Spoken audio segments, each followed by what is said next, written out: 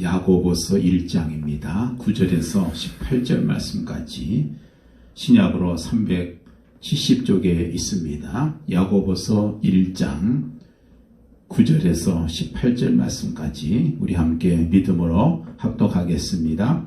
낮은 형제는 자기의 높음을 자랑하고 부한 자는 자기의 낮아짐을 자랑할지니 이는 그가 풀의 꽃과 같이 지나감이라. 해가 돋고 뜨거운 바람이 불어 풀을 말리면 꽃이 떨어져 그 모양의 아름다움이 없어지나니 부한 자도 그 행한 일에 이와 같이 쇠잔하리라. 시험을 참는 자는 복이 있나니 이는 시련을 견디어낸 자가 주께서 자기를 사랑하는 자들에게 약속하신 생명의 면류관을 얻을 것이기 때문이라. 사람이 시험을 받을 때에 내가 하나님께 시험을 받는다 하지 말지니 하나님은 악에게 시험을 받지도 아니하시고 친히 아무도 시험하지 아니하시느니라.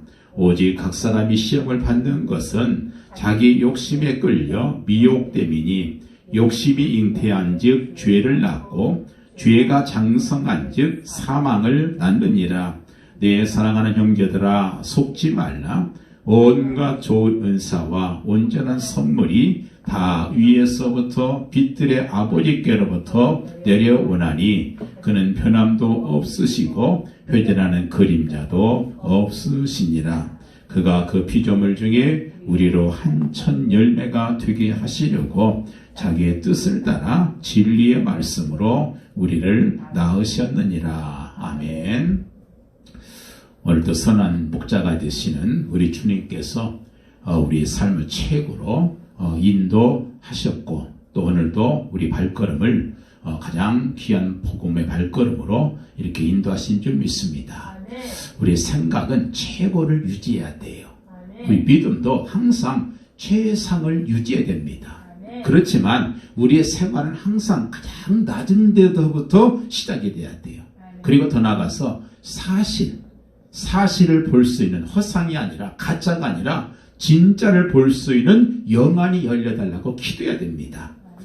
그리고 정말 우리 남은 날도 흑암의 경제가 무너지도록 11조를 회복해서 우리 가난의 영적인 문제가 회복되고 경제의 문제가 해결되고 그리고 경제의 축복을 받을 수 있는 그런 우리가 될 수 있기를 예수님으로 축원을 드립니다. 이 선진국에 가보면은요 참 오래된 건물들을 볼 수가 있어요. 그래서 몇백 년 된 그런 세계적인 건물들 그런데 가보면 이 담장이 덩굴로 덮여져 있는 건물들이 있는데 참 굉장히 멋있습니다. 그래서 이 건물을 보면서 사람들은 야 아름답다 그렇게 말하고요. 또 국가에서도 그 건물을 문화재로 보호해서 그거를 문화재로 관리하는 그런 경우가 굉장히 많습니다. 근데 그런 건물들은 보면은요 특징이 있어요. 이 연수가 짧은 것은 별로 가치가 없어요. 근데 그것이 100년, 200년 혹은 500년 그렇게 된 건물들은 오래되면 될수록 더 중후하고 멋있고 가치가 있어 보이는 것이죠. 어떻게 이렇게 오랫동안 그렇게 아름다운 건물로 보존할 수 있는가? 그것은 첫째는 건물의 기초가 아주 튼튼하게 잘 돼 있다는 얘기고요. 그리고 워낙 건물을 잘 지었기 때문에 그래서 제대로 잘 지은 건물들은 오래되면 오래될수록 더 멋있습니다. 그렇지만 반대로 참 이제 부실한 건물들 있잖아요. 부실하게 된 건물들은 오래되면 될수록 보기가 흉한 그런 건물로 바뀌어갔지요. 여기저기 금도 가고 그리고 녹물이 흐르고 그래서 정말 보면 볼수록 그런 것들은 왜 그렇습니까? 잘못 지은 건물이기 때문에 그렇습니다. 사람도 마찬가지예요. 어느 한 분야에서 성공한 사람들 최선을 다하고 성공하고 그러다 은퇴한 사람도 보면은 참 굉장히 중후한 멋이 있어요. 그렇지만 인생은 그냥 무가치하게 그냥 그때에 따라서 그냥 기분 따라서 그렇게 그냥 살다가 혹은 어떤 사람들은 그저 평생을 교도소 들락거리고 평생을 백수로 건달로 살다가 그렇게 무가치하게 산 사람들을 보게 되면 그 사람들의 말년, 참 인생의 말년이 얼마나 초라한지 몰라요. 얼마 전에 전두환 대통령이 죽었잖아요. 나 죽으면서 그렇게 욕먹은 사람 처음 봤어요. 여러분 왜 그랬습니까? 그 건물이 잘못됐다는 거예요. 인생의 건물이 잘못되니까 잘 죽었다가 아니라 그 사람 정말 못됐다는 거. 이렇게 살면 그건 실패한 거죠. 우리 인생도 건물이잖아요. 그러면 우리가 정말 세월이 지나면서 더 나이가 들어가면서 더 멋있는 건물, 그런 인생의 건물을 만들어가야 그게 좋다는 거죠. 그게 하나님께서 우리에게 원하시는 그런 인생인 겁니다. 미국에 가보면요, 참 차가 있는데 딱 보면은 이 소리가 들려요. 와, 멋있다. 이런 소리가 들리는 그런 차들이 있어요. 막 길쭉하고 막 삐쭉삐쭉하고 그런 차들이 이렇게 가는데 사람들이 그걸 보고 진짜 멋있다. 그렇게 탄성을 질러요. 근데 그런 차들 보면 전부가 다 30년, 40년 된 아주 오래된 차들입니다. 그런데도 그 차값이 새로 나온 신형차보다 훨씬 더 비싸요. 왜냐? 더 이상 없으니까. 그래서 부르는 게 값입니다. 그리고 지금 봐도 너무 멋있어요. 왜 그렇습니까? 워낙에 잘 만들어서 그래요. 워낙에 고급차로 잘 만들었기 때문에, 그래서 명차이기 때문에 시간이 지나면 될수록 점점 더 빛이 나고 더 인기도 좋아지고, 바로 그런 것이죠. 우리 인생도 마찬가지입니다. 우리 인생도 그렇게 돼야 돼요. 여러분 믿음을 한번 생각해 보세요. 내 믿음이 세월이 지나면서 점점 더 멋있어져 가고 있는가? 아니면 점점 더 초라해져 가고 있는가? 교회 역시 마찬가지예요. 교회 건물이 멋있다고 해서 그렇다고 해서 좋은 건 아니에요. 제가 미국에 가보니까 옛날에 그렇게 엄청났던 그 교회들이 지금 가보면 너무 초라해 보여요. 건물 자체가 나쁜 게 아니라 세월이 지나면서 정말 텅텅 비어버린, 교인이 없으니까 수리를 못하니까 점점 더 우중충한 그런 건물로 바뀌는 걸 볼 수 있습니다. 여러분 우리의 인생도 마찬가지예요. 정말 우리 속에 복음이 있고 정말 우리 속에 하나님의 은혜가 있어서 나이가 들면 들수록 신앙의 연주가 깊어지면 깊어질수록 다른 사람들이 볼 때 너무 멋있다. 정말 인정하고 존경할 만큼 그렇게 해야 됩니다. 근데 그게 그냥 되느냐? 그렇지 않습니다. 우리가 예배 성공해야 되고, 그리고 말씀의 훈련을 우리가 계속 받아야 그렇게 되져가는 거예요. 정말 멋있어야 되고 힘도 있어야 됩니다. 그리고 복음 없는 사람보다는 앞서가야죠. 그러면서도 사람이 참 아주 겸손하고 중요한 무엇이 있어야 된다는 것이죠. 그래서 저와 여러분들은 열심히 복음 메시지 듣기도 하고 말씀 훈련도 하는 것입니다. 많은 예배를 우리가 드리고 있는 이유가 바로 그거 아니겠어요? 그렇습니다. 정말 우리가 정말 멋있는 그런 사람, 사람들이 인정할 수 있는 그런 사람, 하나님께서 인정할 수 있는 그런 사람, 그들처럼 되기 위해서 우리는 복음 메시지를 계속 드려야 된다는 거예요. 그리고 말씀 훈련 계속 받으면 그렇게 되어 있습니다. 그렇지 않으면 우리는 반대의 모습이 나타나요. 사람들에게 피해만 끼치고 욕만 먹는 그런 사람들 참 많잖아요. 나는 저 권사 때문에 나 교회 안 나가요. 그런 사람이 있어요. 그렇게 신앙생활을 했는데 왜 사람들이 볼 때 멋있다 이 말이 안 들리냔 말이에요. 그것은 하나예요. 그 속에 복음이 체질이 안 돼서 그런 거고요. 예수님을 안 닮아서 그런 것이고 말씀의 훈련을 받지 못해서 그런 거죠. 그런 사람은 나중에 교회도 결국 피해를 끼치는 사람이 되고 마는 겁니다. 그래서 우리는 계속 은혜 받고 계속 복음을 확립하고 하나님의 중요한 언약들이 깨달아지고 계속 예배드리면서 정말 겸손하게 되고 그러게 되고 바르게 되기를 간절히 바랍니다. 그래서 우리가 말씀 들으면서 훈련받으면서 상식이 없던 사람이 복음 말씀 때문에 상식이 갖추어지기를 원하고 정말 인사성도 없고 교만하고 쌀떨했던 사람이 복음을 들으면서 점점 온화해지고 부드러워졌고, 그리고 포근하고 인정도 넘치고 예의도 바르고 앞뒤도 잘 볼 수 있고 상식도 있고 온화하고, 그리고 객관성, 합리성, 논리성 있는 그런 사람들로 바뀌어지기를 간절히 축원을 드립니다. 그래서 나이가 먹을수록 우리 점점 멋있어야 되잖아요. 취해지면 안 됩니다. 하나님께서 원하시는 바가 아니에요. 저도 마찬가지지만 여러분도 그렇게 되길 바라요. 그래서 가정들이 다 정말 신앙의 명문 가문으로 그렇게 되기를 간절히 부탁을 드립니다. 그러려면 우리가 빨리 필요한 과정이긴 하지만 서론적인 걸 빨리 추월해야 돼요. 논문을 쓸 때 항상 서론이 필요합니다. 이 서론이 필요하지만 서론이 너무 길어지면 안 돼요.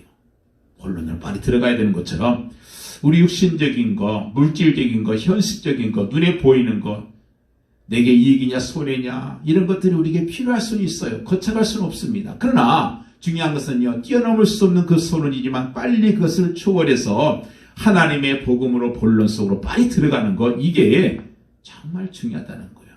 그래서 우리는 여러분 보세요. 성공한 사람을 보면 한 분야에 성공한다는 것은 그냥 된 거 아닙니다. 대충 해서 되는 거 없어요. 최선을 다하고 정말 그런 사람이지 작은 일에 매이고 별건 아닌 것에 너무 민감하고 금방 울고락불고락 하는 그런 작은 인생, 그런 작은 그런 종지, 그런 것에서는 절대 안 되는 것이죠. 한 분야에서 적어도 성공했다는 것은 그 사람이 벌써 그런 것들을 다 뛰어넘었다는 거잖아요. 옛날 우리나라에 좀 대단한 영향을 미친 사람 한 사람 있지 않습니까? 축구 감독 히딩크. 그의 별명이 뭔지 아세요? 5대0이에요. 별명이. 왜 5대0인지 아세요? 처음에 와서 감독을 맡았는데 하는 게임마다 5대0으로 지는 거예요. 사람들이 어떻습니까? 여론이 막 난리가 났어요. 돈 비싸게 주고 불러온 감독이 맨날 5대0이면 되겠냐. 그렇게 여론이 떠드는데도 이 사람은 눈 하나도 깜짝 안 해요. 어차피 한국말도 못하니까 떠들고 말든 건 듣지도 못하지만 누가 옆에서 무슨 말해도 듣지는 않습니다. 그리고 그렇게 사람들이 그를 비난하는데 그는 뭐 했느냐? 그는 골프 치러 다녔다는 거예요. 그 시간에 골프 치고 있는 거예요. 왜 그런가? 그 나름대로의 분명한 계획이 있고 시간표가 있었고 그것 따라서 차곡차곡 하다가 나중에 결국 어떻게 돼요? 4강까지 올렸잖아요. 월드컵에서. 여러분 왜 그렇습니까? 흔들림이 없으니까 그래요. 자꾸 흔들리는 사람들은 아무것도 못해요. 그래서 빨리 우리가 정말 자신감 있고 빨리 그런 서론적인 것을 뛰어넘어야 되는데 바로 그것이 오늘 말씀 제목인 시험을 이기는 자입니다. 우리가 그냥 믿는 사람이 아니고 하나님의 귀한 사람들이 됐다고 하면 정말 우리가 복음의 제자가 되고 사람들을 살릴 수 있는 그런 사람이 되려고 한다면 그럼 어떻게 되는가? 시험에 들지 않아야 돼요. 자꾸 시험에 들리는 사람은요, 그 사람은 결국 열매가 있을 수가 없습니다. 시험에 들지 말고 쓸데없는 오해하지 말고 말귀를 제대로 알아들여야 되고 별거 아닌 것에 금방 영향을 받지 않아야 되는 거예요. 그래서 영향을 받지 않아야 그 사람이 큰 사람인 겁니다. 왜 영향을 받습니까? 영향을 주는 사람이 돼야죠. 우리 예수님이 누구한테 영향 받습니까? 우리 영향을 끼치는 사람이 됐잖아요. 그렇습니다. 누가 무슨 말해도 내가 언약에 대한 분명한 확신이 있어야, 그래야 흔들리지 않아요. 자꾸 흔들린다는 것은 그 사람이 그릇이 작다는 거예요. 그래서 우리는 시험을 이기는 자가 되어야 되지요. 누구에게나 다 시험은 있습니다. 성경에 보세요. 시험 없는 사람이 누가 있었어요? 다 시험은 있습니다. 그러나 그 시험에 우리가 들지 않은 것이 이게 바로 중요한 것이죠. 이 시험이라는 것이요, 사실은 좋은 건 아닌데 이 우리가 필요해요. 왜 그러냐면 시험을 이겨야 그것이 마귀가 주는 시험이건 아니면 하나님께서 주시는 시험이건 그 시험을 이기고 나면 반드시 한 단계 업그레이드가 됩니다. 지금은 그런 게 없지만 옛날에는 항상 중학교, 고등학교, 대학교 입사 시험 다 시험이 있었어요. 승기 시험도 있습니다. 그 시험을 통과하고 나면 한 단계 업그레이드 되잖아요.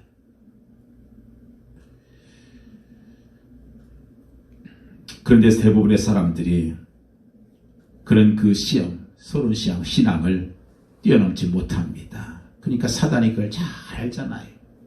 그래서 이 사단이 보니까 뭐 조금만 건드리면 얼마나 가벼운지 난리의 법석이 나는 거예요. 그러니 얼마나 마귀가 재밌겠어요. 그러니까 심심한 와서 건드리는 거죠. 여러분, 우리는 사단한테 시험 들도록 하는 사람이 돼야 돼요. 시험에 사단한테 시험 들지 말고 오히려 사단이 시험을 들고 도망가게 만들어야 돼요. 야, 저 사람은 건드려도 안 되는구나. 건드려도 아무 반응이 없으면 어떡하겠어요? 이 사람은 건드려봤자 소용없구나. 사단이 시험 들어서 도망갈 거예요. 그런 사람이 돼야지 사단이 와서 무슨 환경과 문제와 또 건강과 또 이런 문제, 사람과 이런 것 때문에 좀 시험에 들려가면 그것을 견디지 못하게 되면 그것은 사단의 놀이개감이 된단 말이에요. 하나님 믿는 사람이고 하나님 자녀인데 사단의 놀이개감이 되면 되겠습니까? 우리 신앙생활이 누림이 돼야 돼요. 신앙생활이 누림이 되려면 어떻게 되는가? 걸리는 것이 없어야 돼요. 매이는 것이 없어야 됩니다. 영향받는 것이 없는 걸 가지고서 우리가 누림이라 그래요. 근데 이게 안 되면 어떻게 해요? 영향을 받게 되면 그것은 누림이 아니라 눌림이 되고 그리고 시험이 되는 거예요. 왜 우리 신앙생활이 눌림이 되냐? 그 기준이 여전히 내가 되기 때문에 그래요. 내가 살아서 그렇습니다. 내 능력, 내 수준 가지고 살아가려고 하니까 영향을 받을 수밖에 없잖아요. 내 능력에 한계가 있으니까. 그래서 시험도 많이 들고 또 문제가 그를 감싸게 되는 거죠. 그런 사람 혼자 추스리기 더 힘들어요. 다른 사람 돕는다는 것은 그만두고 자기 자신도 어렵습니다. 그래서 오늘 여러분 시험 이기는 자, 이 귀한 말씀 가운데서 중요한 답을 얻는 그런 시간이 되길 바랍니다. 먼저 하나님을 떠난 인생. 오늘 말씀 10절과 11절 말씀. 부한 자는 자기 낮아짐을 자랑할지니 이는 그가 불의 꽃과 같이 지나감이라. 해가 돋고 뜨거운 바람이 불어 풀이 말리면 꽃이 떨어져 그 모양의 아름다움이 없어지나니 부한 자도 그렇게 될 것이다. 그런 말씀을 해요. 이것은 뭐예요? 하나님을 떠난 인생을 얘기하는 겁니다. 불의 꽃까지 다 지나간다. 꽃꽂이를 보시지 않습니까? 그러나 그것은 일주일 지나면 쓰레기통에 들어가요. 지금 살아있다 해도 그것은 분명히 시들어질 수밖에 없는 그런 인생이라는 거예요. 지금 팔팔합니까? 그게 중요한 게 아니에요. 시들어져가는 그런 인생이 될 수밖에 없어요. 왜요? 하나님을 떠난 인생이기 때문에 그렇습니다. 11절 말씀 보니까 해가 돋고 뜨거운 바람이 불어 풀이 말리면 꽃은 떨어지고 그 모양의 아름다움도 없어진다. 이것이 하나님을 떠난 인생이라 그 말이에요. 그런데 우리는 다르지 않습니까? 예수 그리스도를 통해서 하나님 만나고 하나님의 그 언약이 내 생의 목적이 되니까 우리는 어떻게 해요? 아름다움이 없어지지 않고 점점 더 아름다워지죠. 늙어도 아름다운 인생. 아름다움이 없어지는 것이 아니라 점점 더 아름다워지는 그런 인생. 바로 그런 인생을 우리가 살아야 되겠죠. 여기서 이 아름답다는 말은 겉모습만 얘기하는 게 아니에요. 우리 속사람까지. 그래서 여러분 보세요. 이 겉사람 쫓아가면 반드시 실패한 인생을 살 수밖에 없어요. 텔레비에서 보니까 MC들 이런 사람들 그 옛날에 처음 데뷔했을 때 혹은 젊었을 때 사진을 이렇게 쫙 보여주잖아요. 이야 진짜 멋있었더라고요. 근데 지금 보면은 그냥 평범한 동네 아저씨 아줌마예요. 그냥 흔한 얼굴이에요. 근데 옛날에 그 얼굴 보면 이야 진짜 멋있었네. 정말 배우 같았었네. 그런단 말이에요. 근데 보세요. 우리의 이 겉모습은요. 점점 늙어갈 수밖에 없어요. 어제보다 오늘 세포가 더 죽었을 것이고 어제보다 오늘 더 점점 더 늙어가는 것은 어쩔 수가 없습니다. 우리 겉사람 어제보다 더 죽음의 시간표가 더 하루 당겨졌을 거예요. 그런데 그 죽음을 향해서 가고 더 점점 시들어가는 겉사람을 쫓아가는 인생이라면 얼마나 그게 어리석냔 말이에요. 그래서 바울이 그런 말 했잖아요. 고린도후서 4장에 그러나 우리 겉사람은 후패해가지만 우리 속사람은 날로 새롭도다. 날로 새로워지는 바로 그런 하루로 지나갈수록 새로워지는 그 삶이 점점 아름다워져 가자는 그런 인생이라는 겁니다. 그게 멋있는 인생이라는 거예요. 11절에 보니까 행하는 일이 쇠잔할 것이다. 행하는 일이 이와 같이 다 쇠잔할 것이다. 우리가 하는 것 그게 나중에 결국 별로 쓸모가 없어지게 된다는 거예요. 전도서 1장 2절에 보면 솔로몬이 그런 얘기 했잖아요. 헛되고 헛되며 헛되고 헛되니 모든 것이 헛되도다. 해 아래 새 것이 없도다. 이런 고백을 했어요. 이것은 물론 염세주의를 말하는 것이 아니고 회의론자 얘기하는 것이 아닙니다. 이게 무슨 말이냐면 하나님을 떠난 인생은 다 헛되고 헛되며 헛되고 헛되다는 거예요. 그래서 마지막 결론이 뭐냐? 주제가 이거예요. 이 일의 결국을 다 들었으니 어떻게 해야 되냐? 이제 여호와를 경외하라. 이것이 사람의 본분이다. 이렇게 말해요. 하나님을 떠나보면 다 헛되니까 이제는 다 들었지 않느냐? 이제는 하나님을 경외해라. 그것이 우리 사람의 본분이라 그렇게 말씀해요. 하나님을 경외하고 하나님의 말씀을 지키는 것이 우리 인생의 본분입니다. 이것이 최상의 인생이에요. 우리 인생의 최상의 본분은 다른 거 없어요. 하나님 섬기고 진짜 하나님의 소원이 내 소원이 되고 하나님의 탄식이 내 탄식이 되면 그 사람은 최고의 인생이 되는 거예요. 하나님을 떠난 인생 어떻게 되겠습니까? 어느 날 갑자기 예상치 못했던 준비하지도 못했던 마귀의 시간표가 시작이 돼요. 이 마귀의 시간표가 오는데 막을 수가 없습니다. 알 수도 없고 막을 수도 없는 것이 마귀의 시간표 아니겠어요? 그러나 저와 여러분들은 언약에 있는 사람이고 하나님의 자녀들이기 때문에 하나님의 시간표가 이미 시작이 되었고 그 하나님의 시간표가 어느 날 굉장한 축복의 시간표가 되는 것을 반드시 보게 될 날이 있을 것입니다. 바로 이 시간표를 우리는 기도함으로써 믿음의 소망으로 기다리고 있어야 되는 거예요. 이것이 과정이거든요. 이 과정을 우리가 잘 견딘다는 거예요. 우리 인생은 지금 공사 중이다. 그런 말이 있어요. 공사 중. 구약으로 말하면 광야 생활을 하고 있는 것이다. 이미 출애굽은 했어요. 홍해도 갈라졌습니다. 우리가 구원받은 것이 홍해가 이미 갈라진 것과 똑같습니다. 홍해 바다 갈라진 것이나 우리가 구원받는 것과 똑같은 역사예요. 그래서 우리는 지금 어디 하고 있어요? 이제는 애굽 생활도 아니고 어디냐? 광야 생활하고 있는 거예요. 이 광야 생활은 뭡니까? 한마디로 말하면 과정인 거예요. 그런데 이 광야 생활 그 자체만 보면은 어떻게 됩니까? 원망이 나오지요. 너무 힘드니까. 이 광야 생활하는 게 얼마나 힘든지 하나님 앞에 대들고 하나님 말씀 무시하고 그리고 원망하고 그렇습니다. 그런데 이 광야 생활이 무슨 시간표냐는 것을 우리가 알아야 돼요. 그것은 뭐예요? 내가 구원받고 나서 이제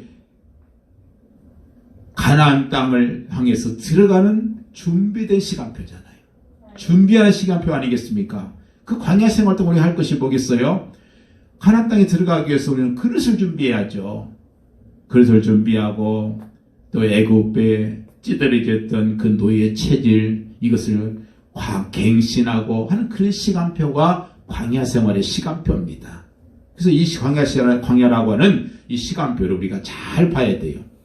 지금 광야 시간표에서 우리가 할 것이 뭐고 있냐? 지금 무슨 일이 나고 있느냐? 계속해서 영적인 전쟁이죠. 싸움이잖아요. 광야 생활을 하는데 계속 싸움이에요. 환경과 싸워야지요. 또 많은 독사들, 진해들 이런 것과 싸워야 되지요. 정갈과 싸워야지요.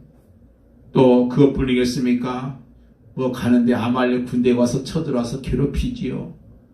여러분 여러 가지로 아는 그런 그 영적인 전쟁이 있어야 되고 또 가나안 땅에 들어가도 그것이 영적인 전쟁은 계속됩니다. 왜 그렇습니까? 빨리 애굽의 체질을 바꿔야 되기 때문에 그래요. 그래서 우리에게는 끊임없이 영적인 싸움이 일어나는 겁니다. 그래서 그걸 가리켜서 전투적인 삶이다. 이런 좀 전투적인 그런 삶을 끊임없이 살아가고 있는 것입니다. 근데 중요한 것은요, 이 전투는 이미 결론이 난 전투예요. 무슨 말이냐? 이미 승패가 확정된 전투입니다. 그래서 내가 싸우는 것이 아니고 여호와께서 너희를 위하여 싸우시리니 너희는 가만히 있을지어다. 우리는 어떻게 해요? 우리는 감사하는 전투를 하고 있다는 겁니다. 하나님께서 싸우시고 승리하신 예수 그리스도 그분께서 싸우시는 것이기 때문에 이미 이겨놓은 싸움을 우리는 뭐예요? 나중에 그냥 가만히 잘 기다리고 있다가 승리의 깃발만 꽂으면 되는 거예요. 그리고 전리품을 획득하면 되는 것입니다. 이것이 우리의 싸움이라는 거예요. 이 싸움이 뭐냐? 성경에서는 다른 말로 시험이라고 표현하고 있어요. 영적인 전투. 이것이 바로 시험이라는 거예요. 근데 이 시험은요, 두 가지가 있습니다. 이 두 가지가 항상 교차적으로 일어나고 있어요.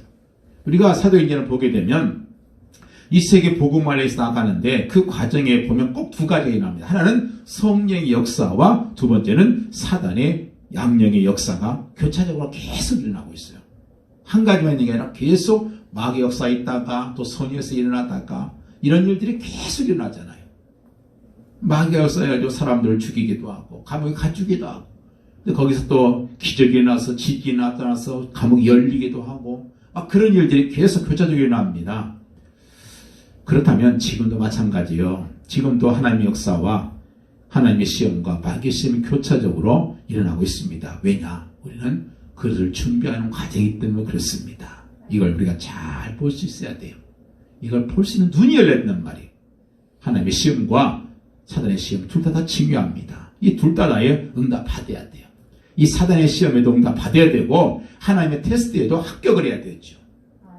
우리의 믿음은 계속해서 그 과정을 통해서 업그레이드 되는 거예요. 여러분 컴퓨터가요. 제가 처음 컴퓨터 때는 286 그 전에 있었던 거예요. 얼마나 답답한지 몰라요. 아마 지금 그 컴퓨터 갖고 하라면요. 다 때려치고 도망가 버릴 거예요. 나오지도 않을 거예요. 지금은 어마어마합니다. 286, 386, 펜티엄. 뭐 지금 그렇게 나옵니다. 엄청, 그것도 늦다고 그러잖아요. 짜증내잖아요. 근데 보세요. 이거를 업그레이드 안 시키면요. 너무 답답해요. 근데 빨리 우리 신앙도 자꾸 업그레이드 안 시키면요. 사람들이 볼 때 너무 답답해요. 아무것도 아닌 거 가지고 계속 삐지고, 그리고 금방 시험 들고, 그리고 이러니 저러니, 그리고 이런 사람은요. 이 피곤한 사람이에요. 피곤한 인생인 거예요. 사람들이 그런 사람 여러분 좋아하지 않습니다. 중요한 거 부탁하지 않아요. 그 사람 만나려고 하지 않습니다. 누가 그런 사람한테 인생을 걸겠어요? 생을 걸 만큼 그것을 준비하는 그것을 우리가 시험에 우리가 꼭 이겨야 됩니다. 이 시험이 두 가지가 있다고 그랬죠? 하나는 사단의 시험이 있는데 왜 사단의 시험이 우리가 사단의 시험에 걸리는가? 14절 말씀 보니까 사람이 시험 받는 것은 자기 욕심에 끌려서 미혹되기 때문이다. 욕심 때문에 내가 시험에 빠진다는 거예요. 자꾸 욕심을 갖고 있으면요. 이 사단의 시험 받을 수밖에 없어요. 하나님의 욕심, 하나님의 야망을 가져야지 왜 자기 욕심을 갖냔 말이에요. 결국 자기 욕심은 내 야망이잖아요. 내 것만 고집하니까. 그래서 시험 든다는 거예요. 내 것 고집하니까. 그래서 우리는 내 것이 아니라 하나님의 것을 고집해보면 그러면 하나님께서 역사하실 거예요. 15절 말씀 보니까 욕심이 잉태해서 죄를 낳고 죄가 장성해서 사망을 낳는다. 여기서 욕심은 육신적인 욕심, 세상적인 욕심을 말씀하는 거죠. 다시 말해서 물질의 욕심, 바로 그것을 말씀하는 거예요. 우리는 그런 욕심이 아니라 거룩한 욕심을 가져야 돼요. 영적인 욕심. 그걸 가져야 우리가 시험에 들지 않습니다.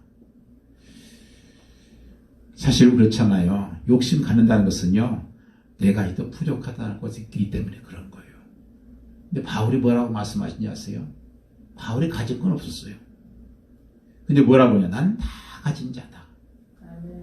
나는 비록 가진 건 없어도 다른 사람 풍요롭게 하는 사람이다.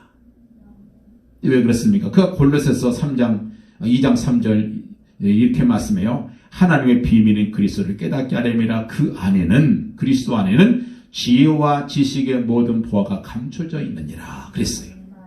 예수 그리스도 안에 지혜도 있고 부하도 가득 차 있는데 뭘 부러워하겠어요? 그리스도 안에 다 있다는 거예요. 우리 안에도 그리스도가 계시잖아요. 그러면 다 가진 거 아니겠습니까? 그런데 그것이 감춰져 있어요. 그래서 이거를 발견하지 못하니까 항상 우리가 시험에 드는 거예요. 그걸 발견해야죠. 이게 거룩한 욕심 아니에요. 하나님, 내 속에 감춰진 그리스도의 비밀, 그것을 내가 깨닫기를 원하고 빨리 발견하기를 원하고 그걸 내가 누리기를 원합니다.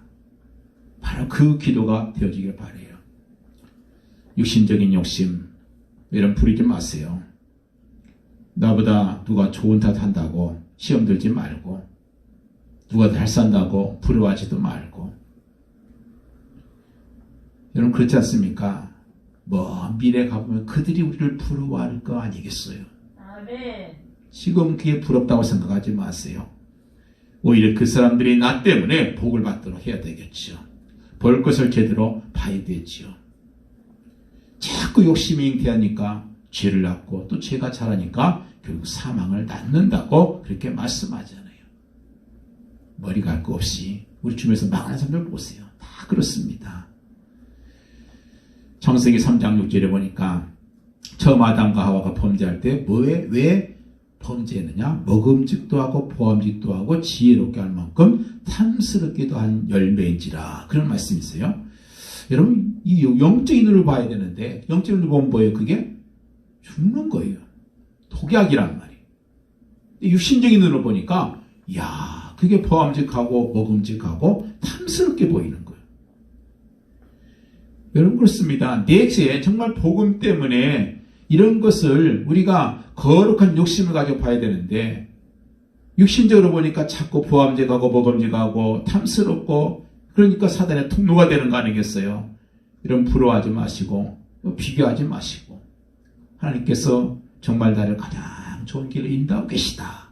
이 믿음을 우리가 회복하길 바랍니다. 그러기 위해서는 우리가 예수 그리스도 복음 내 속에 가지고 흔들리지만 않으면 되는 거예요. 사단은 창세기 때만 역사한 것이 아니라 예수님께도 감히 건방지게 시험했잖아요. 그러면서 예수님이 누구라고 예수님 찾아와서 예수님을 신방해서 그 예수님을 이제 시험합니다. 뭘 가지고 시험합니까? 딱 세 가지예요. 첫째는 육신적인 욕심, 두 번째는 명예 욕심, 세 번째는 경배의 대상. 이 세 가지 가지고 유혹을 했습니다. 사실 그렇지 않습니까? 수천년이 지난 지금도요, 마귀가 역사하는 것은 시험하는 것은 딱 세 가지예요. 첫째, 육신적인 욕심, 물질의 욕심, 이런 것이 첫 번째 거고요. 다 그것 때문에 시험 빠지잖아요. 두 번째는 명예욕 때문에. 명예 부리다가 결국 망하는 사람들이 많잖아요. 세 번째는 경배의 욕심이에요. 잘못 대상, 경배 대상을 잘못 삼아서 그래서 바로 그 때문에 결국 망하는 거 아니겠습니까? 지금도 사람들은요, 다 육신에 사단이 처음에 했던 것처럼 돌을 만들어 떡을 만들어 먹어라. 이거 하면 돈 된다.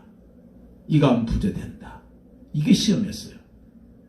두 번째는 명예요. 사람들 인기몰이 한번 여러분 얼마나 좋아합니까? 듣고 싶어하는 말 하고 그래봤자 그거 아무것도 아니잖아요. 다 서론적인 거 아니겠어요? 그렇습니다. 우리는 자꾸 사단이 기뻐할 수 있는 그런 일을 하면 안 돼요. 자꾸 우리가 이 세 가지 육신, 여병의 경배 대상 이것 정하면요. 결국 이 사단이 굉장히 좋아해요. 근데 사단이 재미없게 만들어야 돼요. 어떤 사람이 만약에 친절하고 아주 굉장히 신사적으로 내게 접근하고 있다. 이 사람이 이게 사기꾼이다. 그러면 여러분 속겠습니까? 근데 이걸 모르니까 결국 속아서 사기당해서 수천만 원씩 그렇게 날리는 거 아니겠어요? 그런 사람 참 많아요. 목사님들 중에도 그런 분이 있더라고요. 제가 사는 목사님이 어느 날 그 교회에서 나왔어요. 교회가 컸는데. 그리고 제가 아는 목사님한테 자 어려우니까 도와달라고. 그 도와달라고 받은 저 목사님한테 물어요. 그 목사님한테 좀 알아요. 제가 잘하는데요. 교회도 크고 교회도 건축도 아주 좋았습니다. 근데 그분이 그 교회에서 나온 이유가 뭐냐? 욕심 때문에. 뭔가 뭐 비트코인인가 뭐 그랬대요. 교인들한테 돈을 빌려가지고 결국 못 견디고 나온 거예요. 아니 그 정도 교회면요. 우리 교회보다 훨씬 낫죠. 가만히 거기서 열심히 목회만 될 건데 뭔 놈은 또 그런 또 욕심 부려가지고 사단에게 밥이 되고 이러면 안 됩니다. 두 번째 하나님의 시험이 있어요. 근데 중요한 것이 있습니다. 이 사단의 시험도 시험이지만 하나님의 시험도 시험에 되어 있는데 사단의 시험은 뭡니까? 우리를 파괴시키는 시험이고 우리를 멸망시키는 시험이고 우리의 믿음을 떨어뜨리는 시험이고 우리를 저주받게 하는 시험입니다. 근데 하나님의 시험은 달라요. 하나님의 시험은 우리를 회복시키시고 우리를 치유하시고 우리에게 그릇을 더 크게 준비하시키시고 우리를 업그레이드 시키기 위한 바로 그런 그리고 더 우리에게 큰 응답을 주시기 위한 하나님의 테스트입니다. 그래서 여러분 아시는 것처럼 사단의 시험은 템테이션이에요. 유혹이에요. 그리고 하나님의 시험은 테스트입니다. 좀 차이가 있어요. 회사 들어가는데 테스트를 하잖아요. 왜 그랬습니까? 이 사람이 여기서 일할 수 있겠는가? 또 공무원들이 승진하기 위해서 시험을 또 봅니다. 왜 그랬습니까? 이 사람이 좀 더 높은 직책에서 일할 수 있겠는가? 이걸 테스트하는 거 아니겠어요? 그런데 여러분 그 테스트에 통과했을 때는 하나님께서 우리에게 더 큰 은혜와 축복을 주시는 겁니다. 그래서 하나님께서는 지금도 마찬가지요. 여러 가지 환경을 통해서 물질을 통해서 그리고 또 사람을 통해서 또 질병을 통해서 경제를 통해서 여러 가지 모양으로 우리를 시험하시면서 그 시험을 통해서 우리로 하여금 더 업그레이드 시키고 우리 믿음을 갱신시키는 바로 그런 일을 하고 계시다는 거예요. 제 얘기해서 미안합니다만은 제가 신앙생활한 것이 한 거의 40몇 년 돼가는 것 같아요. 근데 그 중에서 내가 가장 뜨겁게 그리고 신앙이 가장 업그레이드 된 때가 어느 때인가 한번 제가 생각을 해봤어요. 그랬더니 그게 제가 사우디 있을 때더라고요. 제가 77년도에 사우디 19살 때 갔거든요. 근데 20살 때쯤 돼가지고 갑자기 이렇게 너무 뜨거운 나라다 보니까 좀 이게 쓰러졌어요. 머리가 얼마나 아픈지.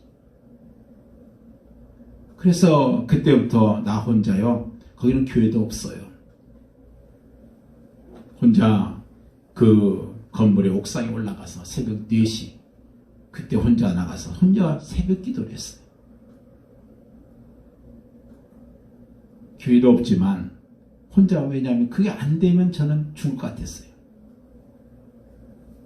그리고 토요일 날 밤이면 혼자서 교회를 보고 있는 조그마한 그 방 안에 앉아서 혼자서 거기서 금식하면서 성경 읽고 기도하면서 그렇게 한 1년여를 보낸 데도 있었고 근데 그게 내가 편안했을 때가 아니라 정말 내가 여기다가 잘못하면 죽겠구나. 그래서 그때 제가 제 식성이 바뀌었잖아요. 저 원래 굉장히 까다로운 입성이었는데 거기서는 안 먹으면 죽겠더라고요. 그래서 주는 대로 먹자. 지금은 잘 먹습니다. 내가 좀 더 아무거나 먹을 수 있는 사람으로, 또 좀 더 신앙이 성숙해진 사람으로 그렇게 바뀌었던 것은, 그리고 내 신앙이 가장 성숙했던 때가 바로 그 어려울 때였어요.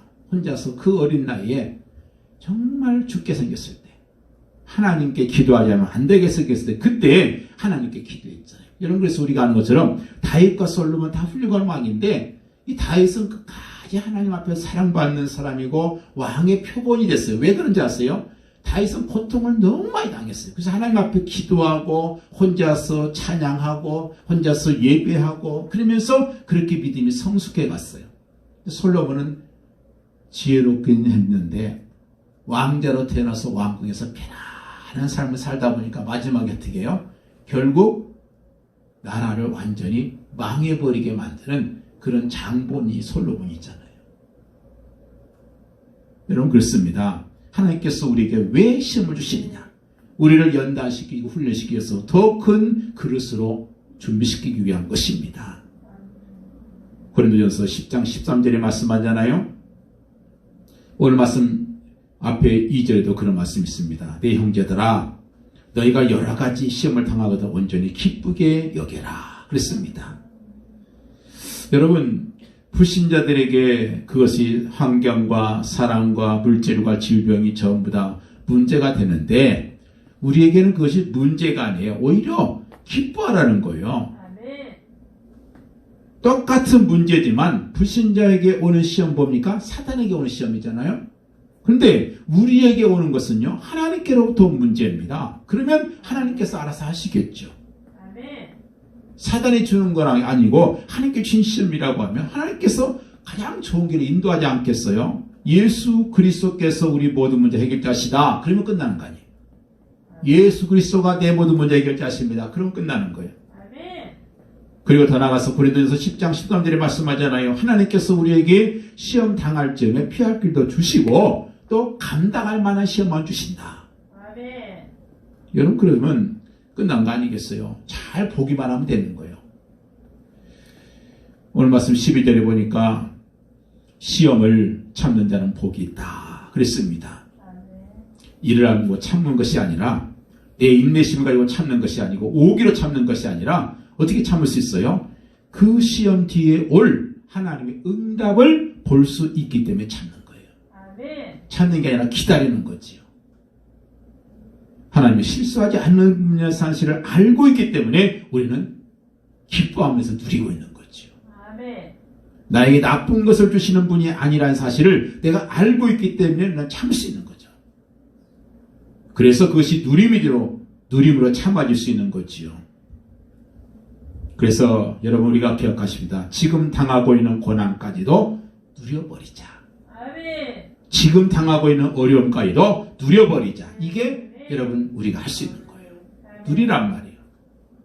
하나님께서 어련히 알아서 주시겠어요. 12절에 보니까 이 시험에서 인정받고 나면 그에게 뭘 주느냐? 생명의 멸관을 얻게 될 것이다 그랬습니다. 여러분, 옳다 인정함 받는 우리가 되길 바라요. 하나님께서 이런 이스라엘 백성들에게 왜 광야생을 허락하셨는가? 이것을 신명기 8장에 말씀해요. 왜 이스라엘 백성들에게 광야생활을 허락하셨느냐? 그것은 뭐예요? 이스라엘 백성이 나를 사랑하는지 사랑하지 않는지, 진짜 나를 믿는지 안 믿는지, 그걸 시험하기 위해서 광야생활을 허락했다. 이렇게 말씀하고 있어요.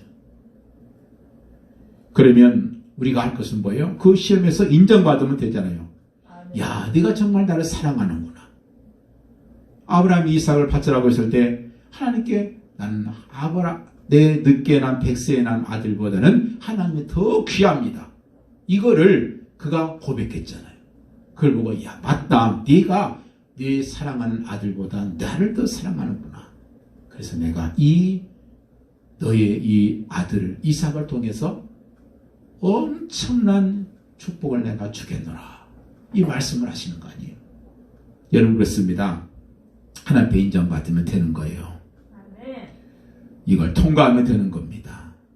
문제, 위기, 갈등, 핍박, 중상, 모략, 비방과 오해 이런 것들 가운데서도 예수 그리스도 그분이 모든 문제 해결자시고 나의 해결자라는 사실을 내가 인정하게 되면 그 순간 내게 생명의 멸관이 있습니다. 10절에 보면 그렇게 했잖아요. 속지 말라.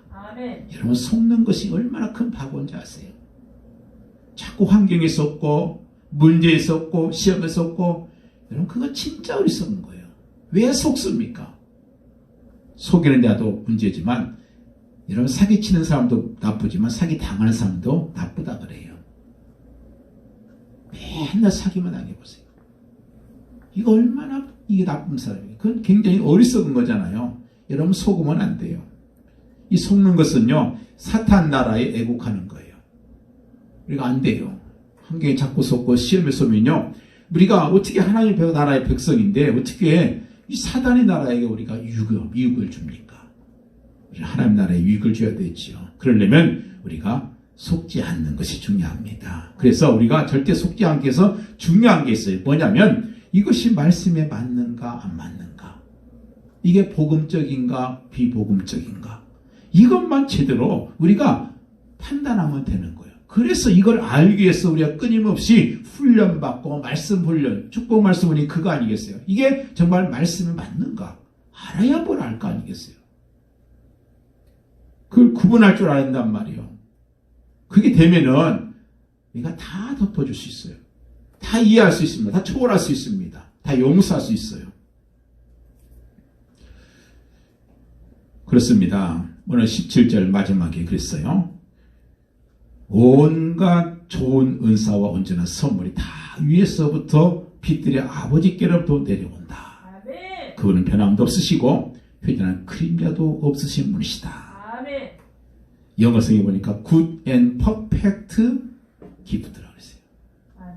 아주 좋고 그리고 완벽한 그런 선물은 다 어디서부터 와요? 하나님께로부터 오는 거예요. 사람에게서 오는 것, 세상으로부터 오는 것, 세상의 방법으로부터 오는 것, 이건 나중에 다 무너지게 돼 있어요.